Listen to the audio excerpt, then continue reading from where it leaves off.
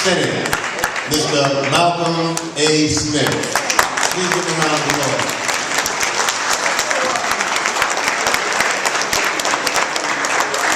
One thing you know, we're going to follow up. I know she's an unsung leader. She very seldom takes recognition.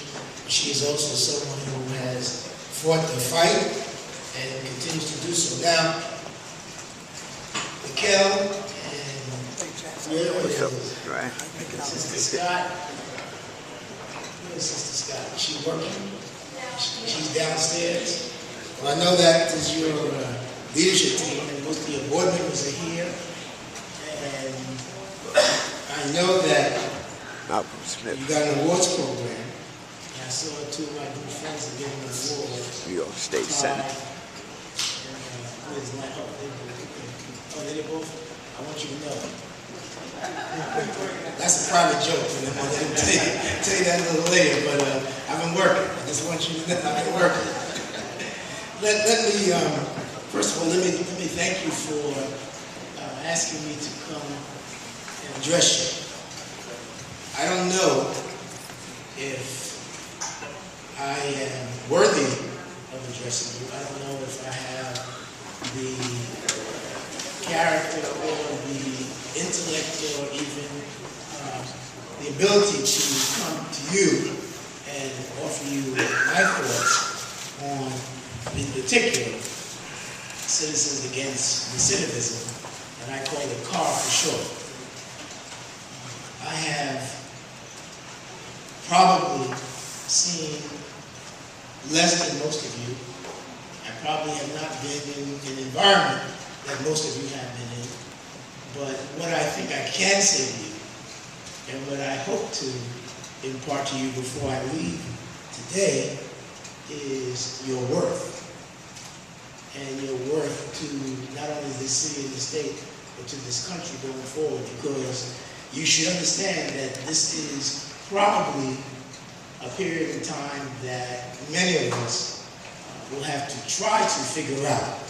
And when I say try to figure out, is because we are in a place where we have an African American who is the President of the United States, and we thought when that happened, it was going to be all good. Yes, sir. What we found out is that it's actually all bad. And not because of him, but because they realized that once that happened, we started getting these crazy thoughts that we could be anything.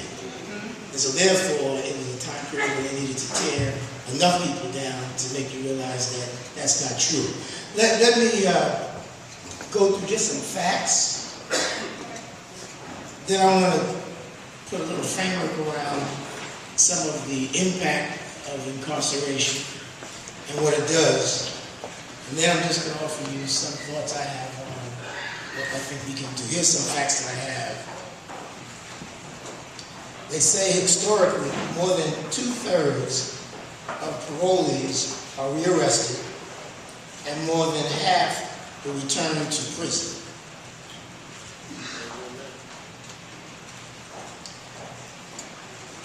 They say in 2009, in New York alone, there were 340,859 adults arrested. And according to certain theory from the Pew Center, 2/3 will be rearrested and 225 are expected to be cycled back into the system by 2012. Now, you bring together that number along with what we think will happen in 2010, they say that roughly 665,487 adults are expected to be cycled back through our system over the next 2 years. 665,487 over the next 2 years. 62 counties in the state of New York. In 2009, adult arrests, the entire state totaled 585,000 within New York City, accounting for half of these arrests. Now, these arrests obviously impact the individual, but it also impacts that family, it also impacts society as a whole. The same report says that an incarcerated person reduces the former inmate's earnings by 40%, limits their future mobility. After release, male inmates work 9 weeks less annually, and they take home 40% less annual pay. That is to say, if you are making $39,000, if you're incarcerated, they would only pay you, if they did, $23,500. So that means through the year, 48 years of age, you would essentially lose close to $180,000 worth of earnings.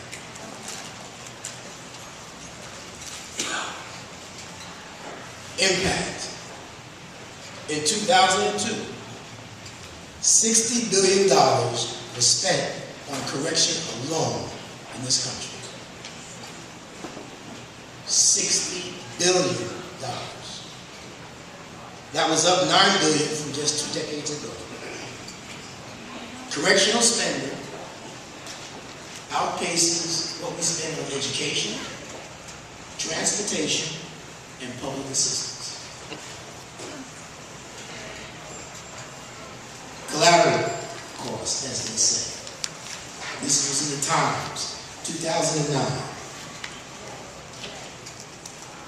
Education cuts, funding for quality education is trampled by the outsourcing of prison maintenance. Biannual increases in transportation, you hear right here in the city of New York, MTA, every 6 months, fares are going up. Any type of transportation costs are going up. They say prison maintenance is cutting into that. They say it's current economic downturn that we are in, the recession that we are in. Everything is being cut. Everything is going down, but yet still incarceration and the cost of incarceration is going up.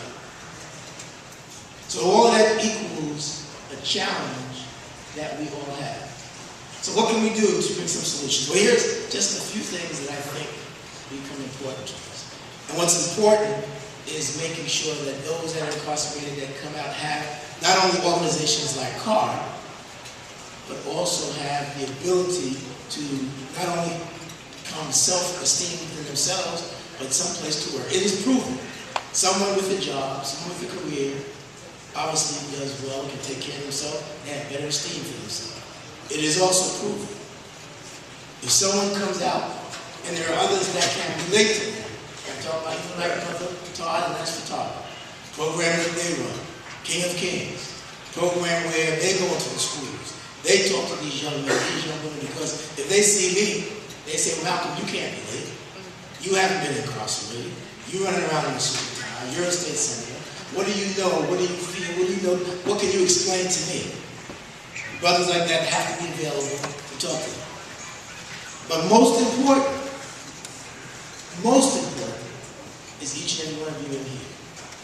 So here's where I was last couple of days, last couple of weeks. I had the pleasure of being in the presence of Raul Rivera. He was in some program getting an award.